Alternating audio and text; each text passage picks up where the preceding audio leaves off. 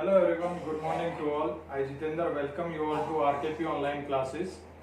As you know beta our chapter gravitation is going on and gravitation chapter में free fall का topic हम discuss कर चुके हैं. तो फ्री फॉल के बाद एक टॉपिक वहीं से निकला क्या, एक्सीलरेशन ड्यू टू ग्रेविटी. कि ग्रेविटी के कारण जो ऑब्जेक्ट है उसके एक्सीलरेशन पे क्या इफेक्ट पड़ा और क्या होगा, एक्सीलरेशन कैसे होगा. वहां पे एक्सीलरेशन होता है चेंज इन वेलोसिटी. अब हमें पता है कि ये ऑब्जेक्ट है, ये नीचे की तरफ जाएगी तो नीचे से क्या लगेगा, ग्रेविटेशनल फोर्स का इसके ऊपर इफेक्ट होगा. यानी कि जितना पास में जाएगी ये किसके, अर्थ के, तो इस ऑब्जेक्ट के और अर्थ के बीच जो सेंटर है उसके बीच की डिस्टेंस क्या होगी, कम होगी. और कम होगी मींस जो r है, r की वैल्यू हमारी क्या हो रही है, डिक्रीज हो रही है. और r की वैल्यू अगर डिक्रीज हो गई तो क्या हो जाएगा बेटा, जो ग्रेविटेशनल फोर्स है वो क्या हो जाएगा, इंक्रीज. क्योंकि ग्रेविटेशनल फोर्स क्या है, inversely proportional to the square of the distance between earth and earth का जो सेंटर है और ऑब्जेक्ट का जो सेंटर है. ठीक है, तो क्या हो जाएगा वहां पे, ग्रेविटेशनल फोर्स का जो इफेक्ट है ऑन द ऑब्जेक्ट वो क्या हो जाएगा, इंक्रीज हो जाएगा. और ग्रेविटेशनल फोर्स का इफेक्ट ज्यादा हो गया तो वो स्ट्रांगली अट्रैक्ट करेगा इसको. तो उसकी वजह से क्या होएगा कि जो वेलोसिटी है वो क्या हो जाएगी, इंक्रीज हो जाएगी. जब ऑब्जेक्ट ऊपर से नीचे की तरफ जा रही है तो क्या होगी, उसकी जो वेलोसिटी थी वो इंक्रीज होएगी. और कैसे इंक्रीज होएगी, rate of change of velocity वो क्या होगा, वहां पे क्या होगा बेटा, कांस्टेंट होगा. मींस कांस्टेंट का मतलब है कि in equal interval of time rate of change of velocity that will be equal. ठीक है, इसका मतलब क्या हुआ कि आपका जो क्या हो गया, एक्सीलरेशन है वो कैसा हो गया, यूनिफॉर्म एक्सीलरेशन. मोशन चैप्टर में हमने क्या था, यूनिफॉर्म एक्सीलरेशन और नॉन यूनिफॉर्म एक्सीलरेशन. तो क्या हो जाएगा, ग्रेविटी के कारण, ठीक है, ग्रेविटेशनल फोर्स के कारण वो क्या हो जाएगा, यूनिफॉर्म एक्सीलरेशन. क्लियर है बेटा. तो आइए डिस्कस करते हैं acceleration due to gravity.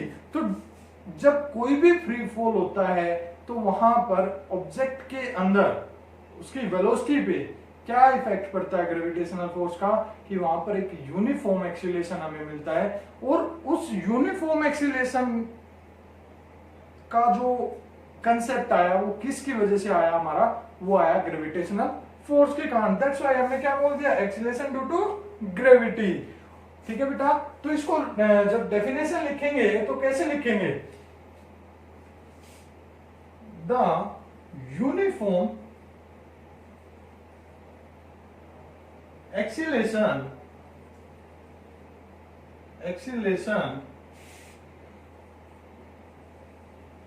Introduced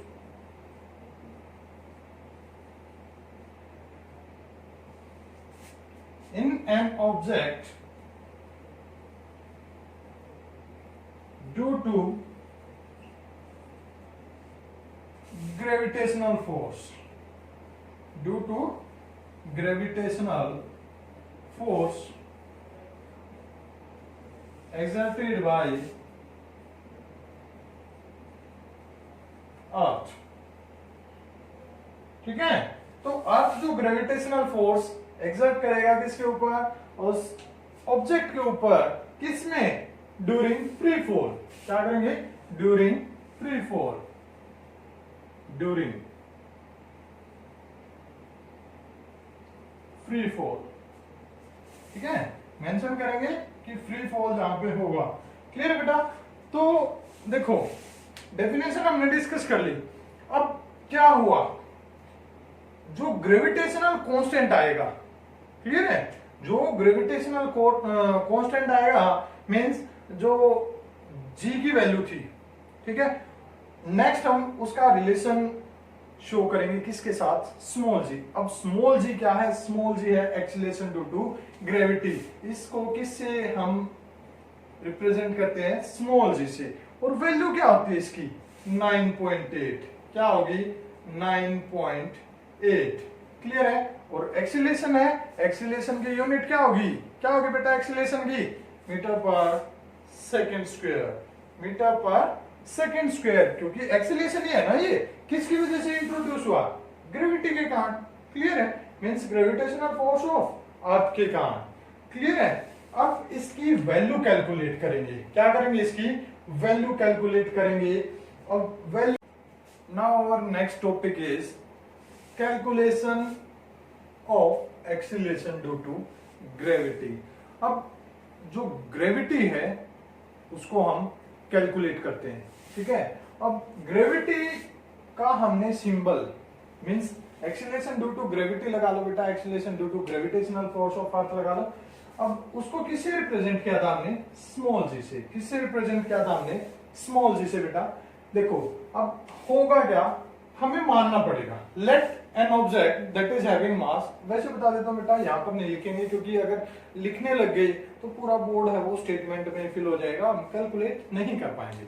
तो लिखते नहीं है, बोलते हैं, आपको लिखना है साथ के साथ। तो क्या, let an object having mass m is dropped from a height from the centre of the earth that is r। जो हाइट है वो हमने क्या ले ली? r ले ली। और जो ऑब्जेक्ट था उसका मास हमने ले लिया m, स्मॉल m। क्लियर है? मेंशन कर देता हूं, जो ऑब्जेक्ट है उसका मास क्या हमारा? Small m। क्लियर है? और वो ड्रॉप की जाती है towards the earth. Towards the earth ही आएगी। क्लियर है? ड्रॉप करेंगे तो टुवर्ड्स द अर्थ। किसकी वजह से? ग्रेविटी की वजह से, क्योंकि ग्रेविटेशनल फोर्स उसके ऊपर अप्लाई हो रहा है। तो according to the universal law of gravitation क्या आएगा? जो ग्रेविटेशनल फोर्स जितना उसके ऊपर लगा वो क्या आया हमारा? F। F कितना आ गया वो हमें पता है, G m1 m2 था वहां पे। क्या था? m1 m2। तो m1 यहाँ पे क्या होगा? मास ऑफ अर्थ। और m2 क्या होगा? Mass of an object. Mass of अर्थ को ले लिया कैपिटल M और मास ऑफ एन ऑब्जेक्ट को ले लिया small m divide by r square. r क्या है? कि distance between the centre of that object and the centre of earth. Clear है? तो ये हो गया हमारा according to universal law of gravitation से हमारा ग्रेविटेशनल फोर्स की वैल्यू आ गई। लेकिन बेटा फोर्स होता क्या है? फोर्स होता है, ये इक्वेशन 1 मान ली हमने, तो फोर्स क्या होता है? Mass into acceleration. क्या होता है? मास इनटू एक्सीलरेशन होता है। तो उस ऑब्जेक्ट पे फोर्स कितना लगा? m इंटू ए। क्लियर है? लेकिन एक्सीलरेशन यहां पे कैसा है? Acceleration due to gravity. और उसको किससे रिप्लेस कर देंगे? जी से। क्लियर है? तो ए को रिप्लेस कर दिया, A is replace by g. Clear है? क्यों किया बेटा? क्योंकि एक्सीलरेशन किसकी वजह से है? ग्रेविटी की वजह से, क्योंकि चीज ऊपर से नीचे की तरफ गिरी, ना कि वो ऐसे गई। क्लियर है? ऊपर से नीचे की तरफ, तो एक्सीलरेशन ड्यू टू ग्रेविटी। और मैं पहले भी बता चुका हूं, मोशन चैप्टर में भी हमने डिस्कस किया था, जो काइनेमेटिक इक्वेशन ऑफ मोशन थी, कि अगर कोई ऑब्जेक्ट ऊपर से नीचे की तरफ गिर रही है तो जो काइनेमेटिक इक्वेशन में जहां पर एक्सीलरेशन था हम उसको जी से रिप्लेस कर देंगे। अगर नीचे से ऊपर की तरफ फेंका जाता है उसको, तो हम माइनस जी से उसको रिप्लेस कर देंगे। तो यहां पर क्या हो जाएगा हमारा? सेकेंड इक्वेशन आ जाएगी F is equal to m into g. Clear है? ये आ गई second equation. From equation 1 and 2 से क्या आया?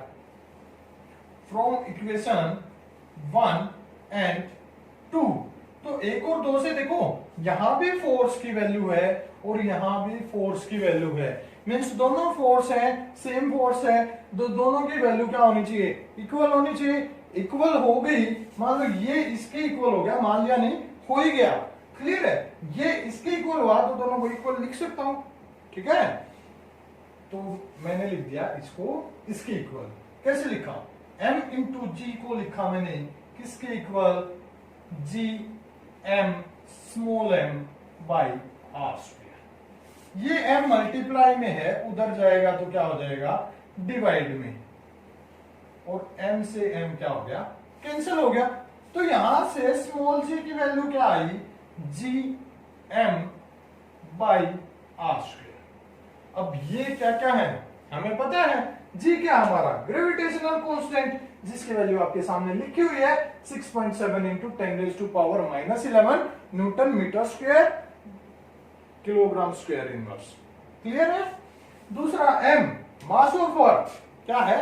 m, capital M, that is the mass of earth. कितना होता है 6 इंटू 10⁴ kg। हाँ सर इतना बड़ा, इतना ज्यादा मास। हाँ बेटा इतने ज्यादा मास होता है क्योंकि अर्थ भी बहुत बड़ी है। क्लियर है। उसके बाद r is the radius of earth, कितनी होगी 6.4 इंटू 10⁶ मीटर। क्लियर है बेटा।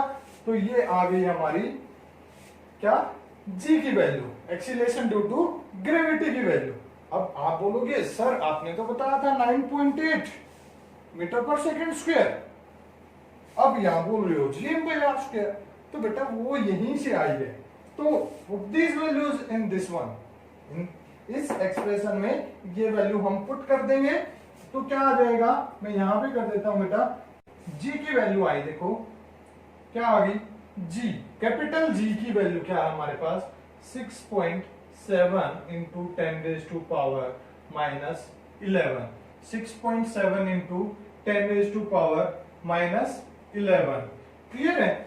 अब क्या हो जाएगा इंटू m की वैल्यू, m की वैल्यू क्या है 6 इंटू 10⁻24 डिवाइड बाई r की वैल्यू क्या है 6.4 इंटू 10⁻6। ठीक है। देखो r स्क्वायर है, r स्क्वायर में क्या हो जाएगा इसका होल स्क्वायर। होल स्क्वायर का मतलब क्या होता है, देखो 4 का स्क्वायर हो तो क्या आंसर आता है 16 आता है। वो कैसे आता है, 4 को 2 टाइम्स मल्टीप्लाई, तो जितनी पावर होती है वो नंबर उतने टाइम क्या होता है मल्टीप्लाई। अब इसका स्क्वायर है तो स्क्वायर को मैं ओपन करके लिख देता हूं बेटा यहीं पर, तो वो आ जाएगा 6.4 इंटू 10⁻6। क्लियर है बेटा। इसका पॉइंट जब मैंने हटाया तो ऊपर 10 गया, इसका भी हटाया तो कितना गया 10, और दोनों का मिला के हो गया 100। इसका पॉइंट हटाया तो नीचे आ गया 10, एक जीरो से ये एक जीरो कट गई। क्लियर है, कट हो गई। देखो ये 10⁻6, ये भी 10⁻6। एक रूल समझ लो बेटा, जब बेस नंबर सेम हो, जैसे यहाँ पर 10 और 10 सेम है, तो 10⁻6 और 10⁻6 को जब मैं सोल्व करूंगा तो बेस आएगा एज इट इज। ये उन्हीं पे अप्लाई होगा जिसका ये बेस नंबर नीचे का नंबर सेम होगा।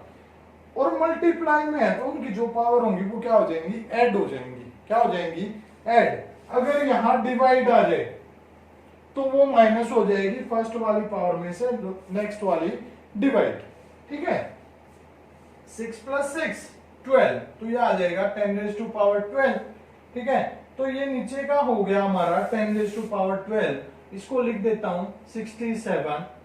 ठीक है। ये आ गया मेरा 6, सेम ऊपर 10⁻11, ये 10⁻24, तो -11 + 24 कितना आ गया 3, और ये आ गया 1, 13 आ गया। 13 आया ना बेटा। और ये आ गया मेरा एक 10 ये है, तो टोटल 14 हो गया। 10⁻14 और डिवाइड 64 और ये आ गया 6 और 6 12। देखो फिर से डिवाइड में आ गया, क्या आया डिवाइड में, बेस नंबर सेम है 10 10 है, तो 14 - 12 ये आ गया मेरा कितना 2 आ गया 10⁻2। और 10⁻2 को क्या लिखते हैं 100, और इन दोनों की मल्टीप्लाई कर लो 6 और 67 की, तो कितने आए 6 7 जा 42, 4 कैरी हो गया, 6 6 जा 36 और 4 40। क्लियर है। और 100 से मल्टीप्लाई की तो ये आ गया। अब 64 मुझे पता था बेटा मल्टीप्लाई करनी पड़ेगी, तो मैंने पहले ही करके लिख दी यहाँ पे 4096। अब आप बोलोगे सर आप तो चीटिंग कर रहे हो, तो बेटा चीटिंग नहीं कर रहा, वीडियो ज्यादा लंबी ना हो इसलिए। क्लियर है। अब इसको डिवाइड करोगे तो आपका आंसर आएगा 9.8। क्लियर है, क्या आएगा 9.8 मीटर पर सेकेंड स्क्वायर।